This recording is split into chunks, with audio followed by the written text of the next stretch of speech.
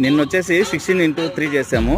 ఈరోజు 16x2 అంటే 1600 మీటర్లు 2 సెట్లు చేయబోతున్నాము.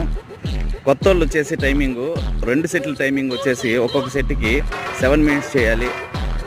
7 to 8 మధ్యలో చేస్తారు. పాత వాళ్ళు అయితే 6 to 7 మధ్యలో చేస్తారు. ఇవి 2 చేయాలి. రేపు 400 ఆల్అవుట్ అంటే 1600 ఆల్అవుట్ చేయాలి రేపు. ఇది వీళ్ళ టైమింగు. Ready start. చేయి